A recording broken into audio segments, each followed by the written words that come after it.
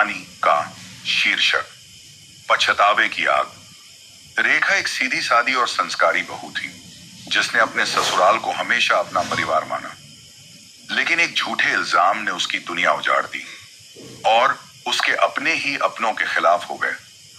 लेकिन सच ज्यादा दिनों तक छुप नहीं सकता। जब बेटे रोहित की हालत बिगड़ने लगी तो एक ऐसा खुलासा हुआ जिसने पूरे परिवार की नींव हिला दी। रंजना की एक स्वीकारोक्ति ने सबकी आंखें खोल दी। अब सवाल यह है, क्या रेखा अपने अपमान को भूलकर ससुराल लौटेगी? क्या परिवार अपने किए की माफी पा सकेगा?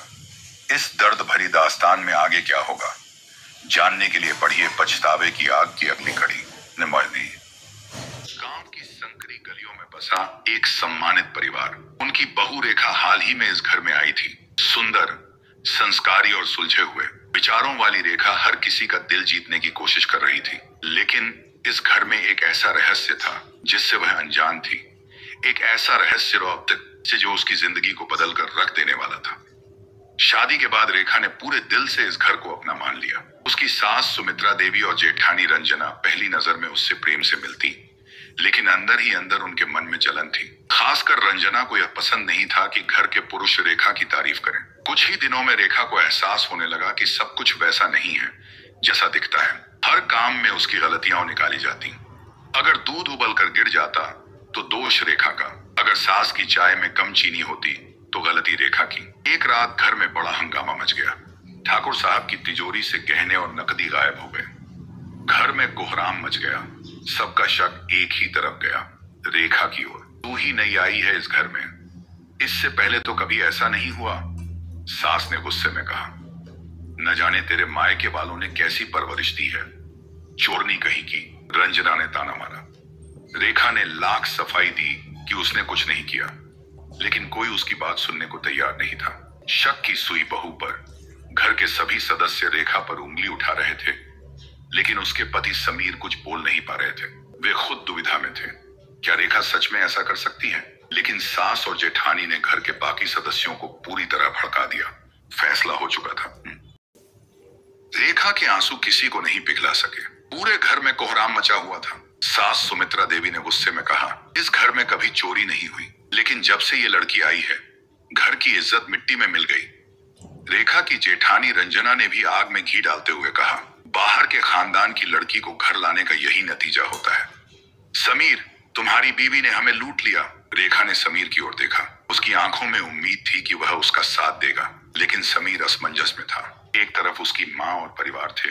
गांव में ऐसी घटनाओं पर फैसले के लिए पंचायत बुलाई जाती थी। अगले दिन ठाकुर साहब ने पंचायत बुला ली। पूरे गांव के सामने रेखा को खड़ा किया गया। सरपंच ने सख्त लहजे में पूछा, बहू सच सच बता, क्या तुमने ये चोरी की? रेखा ने रोते हुए कहा, मैंने कुछ नहीं किया, मुझे फंसाया जा रहा है। लेकिन सबूत रेखा के खिलाफ थे। उसकी अलमारी में एक सोने की चूड़ी मिली जो ठाकुर साहब के गहनों में से थी। यह देखकर पंचायत के लोग भड़क गए। इस लड़की ने हमारे गांव की इज्जत मिट्टी में मिला दी। रेखा को उसके ही घर के आंगन में सबके सामने अपमानित किया गया।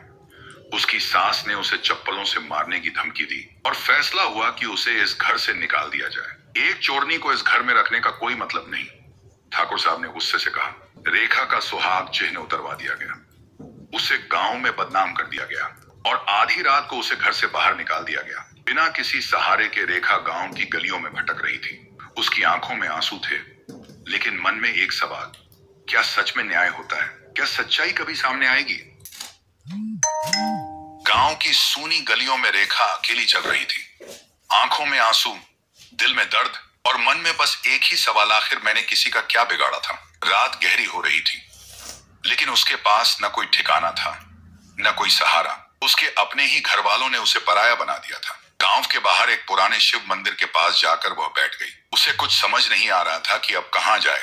कुदरत ने दिया पहला संकेत। इसी बीच गांव के ठाकुर साहब के घर में हलचल मची हुई थी। अचानक रंजना के छोटे बेटे रोहित की तबीयत बिगड़ गई। उसका शरीर बुरी तरह कांपने लगा और उसके मुंह से झाग निकलने लगा। पूरे घर में अफरा तफरी मच गई। किसी को डॉक्टर बुलाने भेजो, सुमित्रा देवी घबराई हुई बोली। लेकिन डॉक्टर के आने से पहले ही रोहित बेहोश हो चुका था। रंजना का चेहरा पीला पड़ गया।